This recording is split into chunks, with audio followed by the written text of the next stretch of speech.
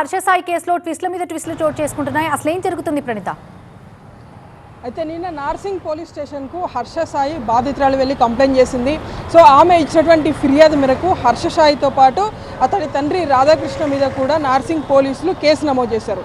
అయితే ఈ కేసులో తాజాగా బయటికి వచ్చినటువంటి విషయం ఏంటంటే హర్షసాయి ఈ బాధితురాలకి సంబంధించినటువంటి కొన్ని ప్రైవేట్ వీడియోస్ని చిత్రీకరించి వాటిని చూపించి బ్లాక్మెయిల్ చేసి ఒక సినిమాకు సంబంధించినటువంటి కాపీరైట్స్లో తన పేరు వచ్చేలా చూడాలి, కాపీరైట్స్ మొత్తాన్ని తనకు ఇవ్వాలి అంటూ హర్షసాయి కోరినట్టు బాధితురాలు చెప్తుంది. సో ఆమె మీడియా ముందుకు వచ్చి మాట్లాడినప్పటికీ ఆమె తరపు అడ్వకేట్ ఈ విషయాన్ని కన్ఫర్మ్ చేశారు. అయితే మరోవైపు హర్షసాయి అడ్వకేట్ కూడా మీడియా ముందుకు వచ్చి మాట్లాడారు. కేవలం డబ్బు కోసమే ఇదంతా డ్రామా చేస్తున్నారనేటువంటి ఒక వర్షన్ని కూడా వినిపించారు. సో ఇరువురి వర్షన్స్ కూడా ఇప్పుడు కాసేపు క్రితమే మనం చూపించాము. పోలీసులు అయితే ఈ కేసులో ఎవిడెన్స్ ఆధారంగానే ముందుకు వెళ్ళబోతున్నారు.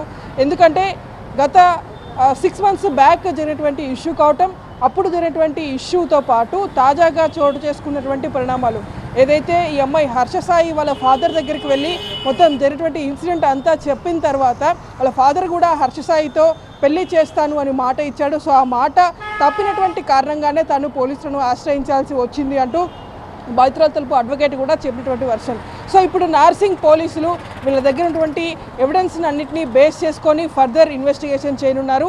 ఈ క్రమంలోపే అటు హర్షసాయి తరపు అడ్వకేట్ కావచ్చు, ఇటు బాధితురాల తరపు అడ్వకేట్ కావచ్చు కొన్ని ఆడియో రికార్డింగ్స్ని రిలీజ్ చేశారు మీడియాకి.